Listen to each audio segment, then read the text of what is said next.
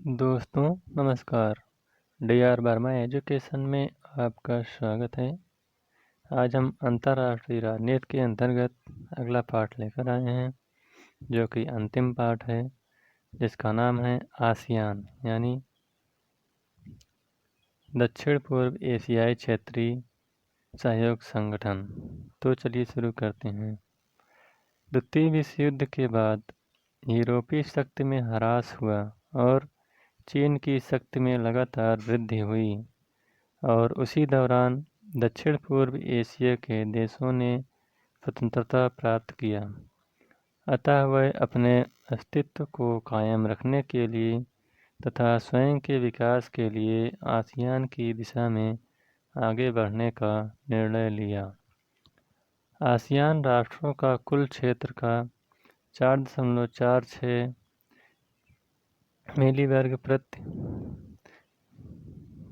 प्रति वर्ग किलोमीटर है और इसकी कुल आबादी लगभग 600 मिलियन है, जो विश्व की आबादी का 8.8% है।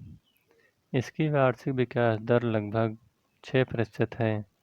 आसियान शक्ति में लगातार वृद्धि हो रही है। इससे विश्व के कई देश इसके साथ होने को तैयार हैं।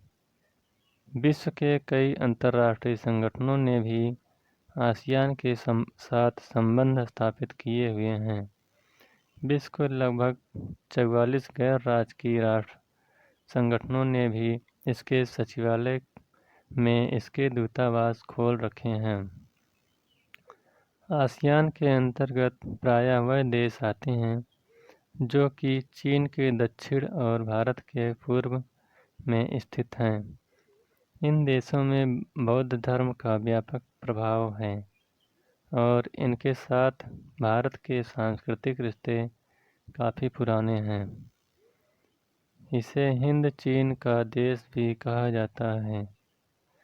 इसमें Indonesia, Myanmar, Malaysia, Brunei, Thailand, Vietnam, Laos, Cambodia, Philippines और सिंगापुर देश आते हैं। आसियान की स्थापना 8 अगस्त 1967 को हुई, इसलिए अगस्त को आसियान दिवस के रूप में भी मनाया जाता है।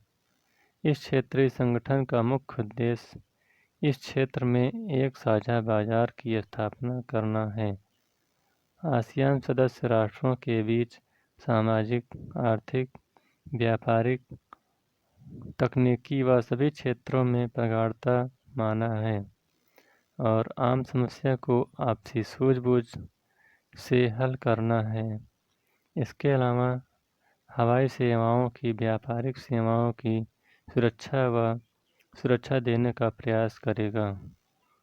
आसियान का सचिवालय जकार्ता में है। इसमें एक महासचिव व अन्य कर्मचारी होते हैं। महासचिव का कार्यकाल 2 वर्ष है और बारी बारी से सदस्य राष्ट्र इस पद पर आसीन होते हैं।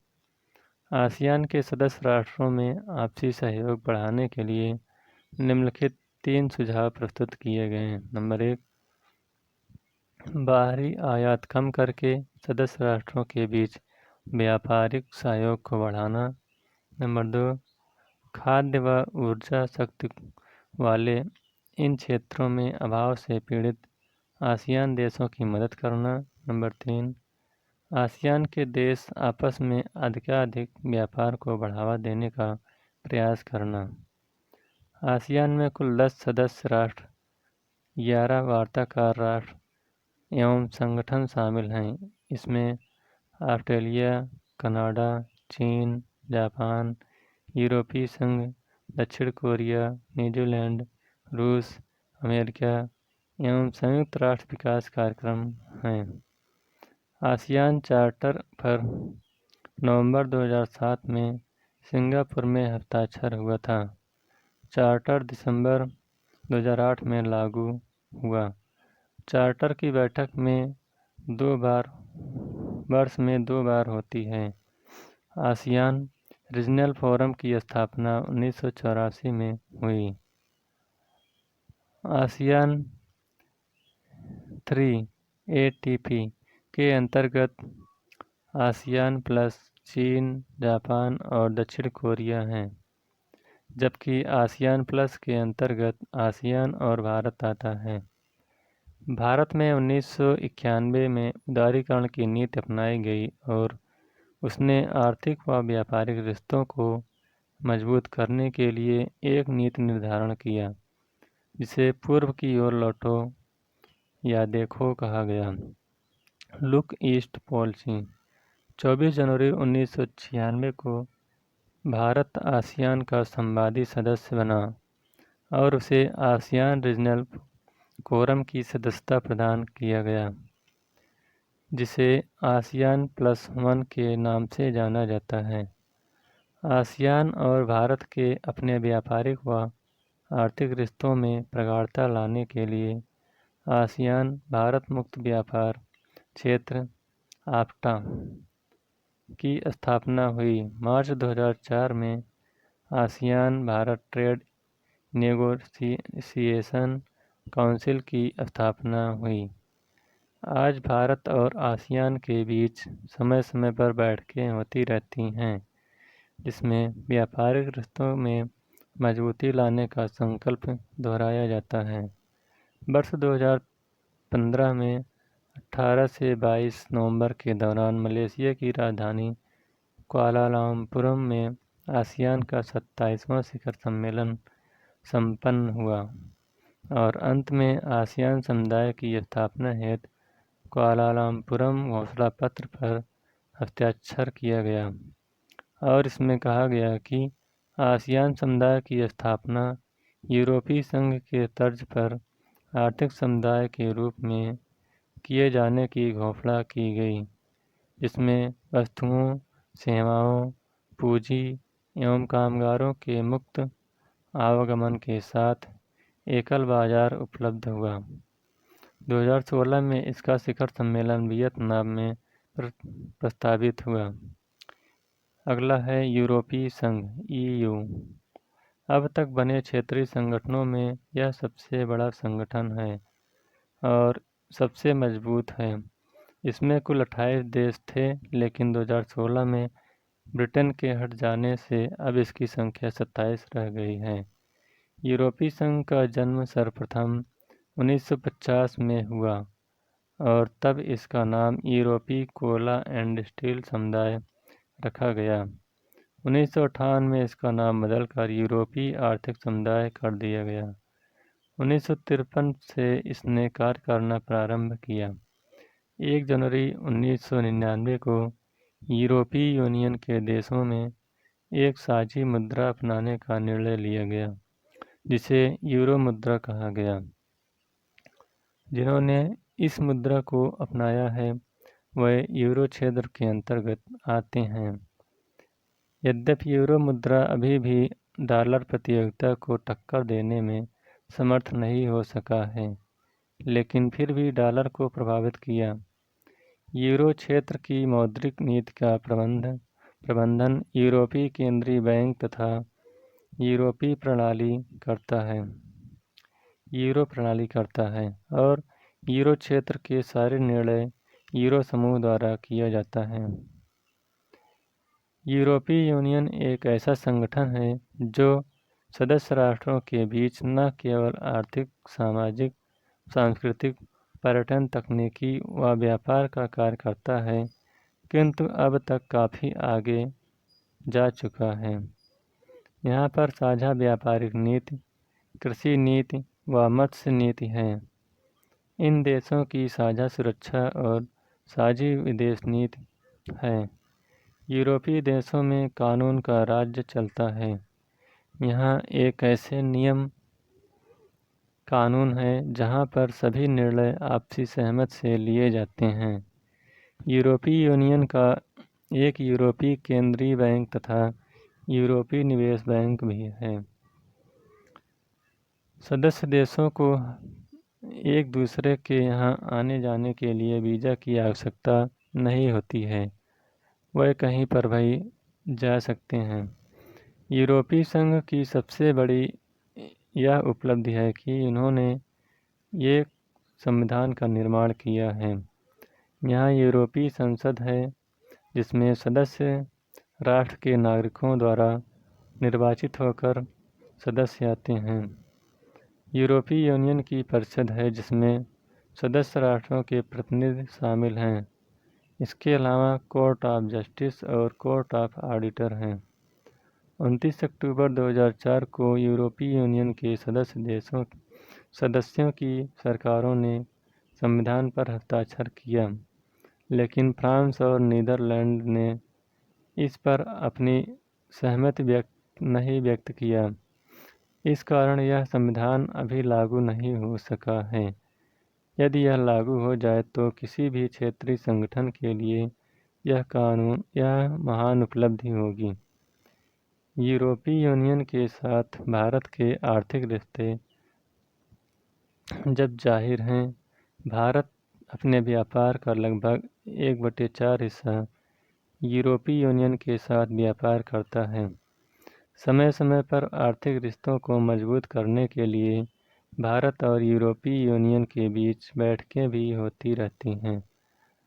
भारत के लिए ये भी एक बड़ा अवसर है। यदि भारत अपना व्यापार यूरोपीय यूनियन के साथ करता है तो डॉलर साम्राज्यवाद का प्रभुत्व भारत पर कम होगा। 30 अप्रैल 2016 को ब्रुसेल्स यानी बेल्जियम में 13वीं भारत यूरोपीय संघ शिखर सम्मेलन की बैठक हुई, जिसमें एक संयुक्त वक्तव्य जारी करके निम्नलिखित बात कही गई। नंबर 1, एक्शन प्लान 2020 भारत यूरोपीय एजेंडा।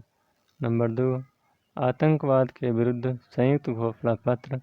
नंबर 3, स्वच्छ ऊर्जा एवं जलवायु साझेदारी घोषणा पत्र।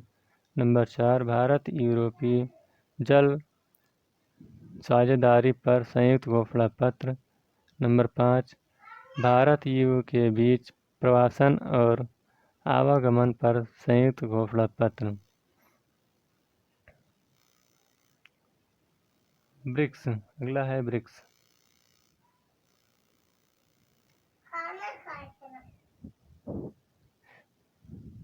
यह 5 विकासशील देशों की उभरती अर्थव्यवस्था का एक समूह है, जिसमें ब्राज़ील, रूस, भारत, चीन और दक्षिण अफ्रीका शामिल हैं। प्रारंभ में इसका नाम ब्रिक्स था, लेकिन बाद में दक्षिण अफ्रीका के शामिल हो जाने से इसका नाम ब्रिक्स रख दिया गया। ब्रिक्स शब्द का सर्वप्रथम प्रयोग सन 2001 में निवेश बैंक गोल्डमैन सॉक्स के एक विशेषज्ञ जी ओ नील ने दिया। इनके अनुसार ब्रिक्स देशों की संयुक्त अर्थव्यवस्था 2050 तक विकसित देशों को पीछे कर देगी। वैश्विक वित्तीय संकट ने ब्रिक्स देशों को एक मंच पर ला दिया। ब्रिक्स का मुख्य उद्देश्य विकासशील देशों की उभरती अर्थव्यवस्थाओं को सुरक्षा और विकसित देशों द्वारा विकासशील देशों की अर्थव्यवस्थाओं को बचाना है।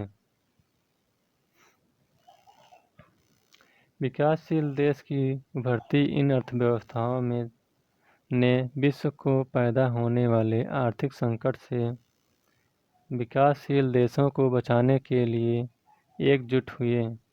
हम जानते हैं कि विकसित देश परंपरागत राष्ट्रीय आर्थिक अर्थव्यवस्थाओं जैसे विश्व बैंक, IMF और विश्व व्यापार संगठन द्वारा न केवल विकासशील देश का शोषण करते हैं, बल्कि अपने विचारों को मनमानी तरीके से उन पर लादने का भी प्रयास करते हैं।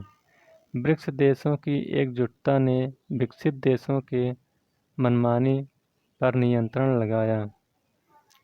लगाया है, क्योंकि इनकी अर्थव्यवस्थाओं की एकजुटता वैश्विक अर्थव्यवस्था में कोई भी बदलाव करने में सक्षम है। ब्रिक्स देशों ने एक नए विकास बैंक की स्थापना का निर्णय लिया है, जो कि चीन के शंघाई में स्थित होगा और जिसका पहला अध्यक्ष भारत होगा। और साथ साथ आकस्मिक रिजर्व व्यवस्था के लिए $100 अरब की शुरुआती अधिकृत पूंजी का निर्णय लिया गया, ताकि ब्रिक्स देशों में डॉलर लिक्विडिटी में कोई गड़बड़ी होने पर आपातकाल से निपटने के लिए विदेशी मुद्रा भंडारण की व्यवस्था की गई है। इस $100 अरब में प्रारंभ में $41 अरब चीन, 18 अरब ब्राज़ील, रूस और भारत देगा तथा $5 अरब दक्षिण अफ्रीका देगा। ब्रिक्स का 8वां शिखर सम्मेलन अक्टूबर 2016 भारत के गोवा में संपन्न हुआ, जिसमें मोदी ने $100 अरब से बढ़ाकर $500 अरब पहुंचाने की बात की और साथ साथ ब्रिक्स के संयुक्त घोषणा पत्र में आतंकवाद की बड़ी कड़ी भर्त्सना की गई और ब्रिक्स देशों ने एकजुट होकर इससे निपटने का आह्वान किया। इसके पहले 7वां ब्रिक्स सम्मेलन रूस के उफा में हुआ था। अगला है बंगत 6। प्रारंभ में इसका नाम बिश्केक था, जिसमें बांग्लादेश, भारत, श्रीलंका और थाईलैंड थे तथा म्यांमार को पर्यवेक्षक का दर्जा दिया गया, लेकिन आगे चलकर इसमें म्यांमार को भी शामिल कर लिया गया और इसका नाम बिम्स्टेक हो गया। 2004 में नेपाल और भूटान को भी शामिल कर लेने से अब इसकी संख्या 7 हो गई है। इसका गठन 1997 में हुआ और इसके लिए थाईलैंड ने पहल किया। इसे बंगाल की खाड़ी के तटवर्ती देशों का क्षेत्रीय संगठन कहा जाता है। बिम्स्टेक का अर्थ है bay of Bengal initiative of multi central and technical economic corporation. बंग 6 का गठन बैंकॉक में हुआ था और बैंकॉक घोषणा पत्र में कहा गया कि सदस्य देश आपसी सहयोग के लिए व्यापार, निवेश, उद्योग, परिवहन, आधारित संरचना, विज्ञान एवं प्रौद्योगिकी, मानव संसाधन विकास, ऊर्जा, मात्स्यिकी, कृषि, प्राकृतिक संसाधन एवं पर्यटन की पहचान की गई। ध्यान रहे कि भारत पाकिस्तान के अड़ियल रवैये से उबकर बिम्स्टेक की ओर बढ़ा। इसे सार्क या दक्षेस के विकल्प के रूप में देखा जाता है। बिम्स्टेक का हाल ही में शिखर सम्मेलन अर्थात अक्टूबर 2016 में भारत के गोवा में संपन्न हुआ। सभी सदस्य देशों ने पाकिस्तान पर निशाना साधते हुए आतंकवाद समर्थक देशों के खिलाफ कड़ी कार्रवाई का समर्थन किया। संगठन ने सभी सदस्य देशों ने एक साझा बयान करते हुए कहा कि आतंकी समुदायों को पालने पोसने और उन्हें धन प्रशिक्षण देने वाले देशों को कतई रियायत नहीं मिलनी चाहिए और घोषणा पत्र में यह भी कहा गया कि आतंकवादियों के सही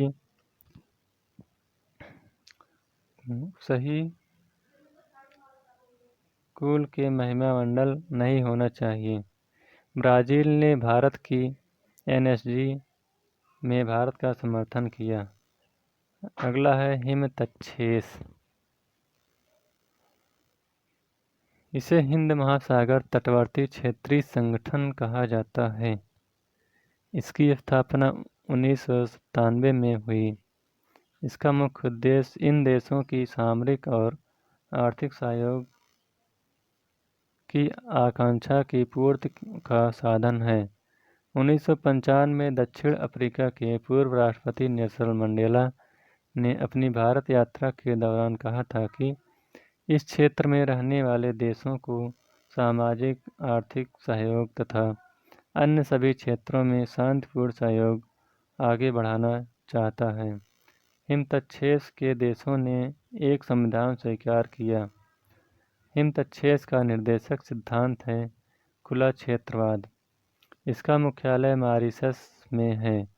इसमें 20 सदस्य और 6 वार्ताकार सदस्य राष्ट्र हैं, लेकिन सदस्य देशों के Bharat, Bangladesh, Australia, Indonesia, Singapore, दक्षिण अफ्रीका और श्रीलंका आदि हैं तथा वार्ताकार राष्ट्रों में मिस्र, जापान, चीन, इंग्लैंड, फ्रांस, अमेरिका आदि हैं। हिमतच्छेद के प्रमुख सिद्धांत निम्नलिखित हैं। नंबर 1, सभी मामलों में प्रत्येक निर्णय आपसी सहमति से लिया जाए। नंबर 2, द्विपक्षीय विवाद को संगठन से बाहर रखा जाए। नंबर 3, सभी हिमतच्छेद के देश उसके उद्देश्यों की पूर्ति के लिए विभिन्न उपाय करें। नंबर 4, हिमतच्छेद की योजनाएं एवं कार्यक्रम सदस्य राष्ट्रों द्वारा स्वैच्छिक क्रियान्वयन के आधार पर किया जाएगा। हिमतच्छेद के प्रमुख उद्देश्य निम्नलिखित हैं। नंबर 1, सदस्य राष्ट्रों द्वारा हिंद महासागर क्षेत्र में टिकाऊ विकास तथा संतुलन विकास करना। नंबर 2, सदस्य राष्ट्रों द्वारा आर्थिक सहयोग को आगे बढ़ाना तथा एक साझा मंच प्रदान करना। नंबर 3, हिंद महासागर क्षेत्र में उदारीकरण को प्रोत्साहित करना ताकि व्यापार में बढ़ोतरी हो।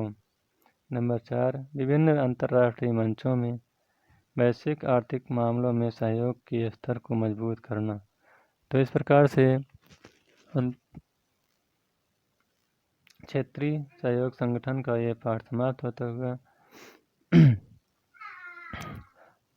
अगर वीडियो आपको अच्छा लगा हो तो वीडियो को लाइक, शेयर और चैनल को सब्सक्राइब करिएगा। Thank you.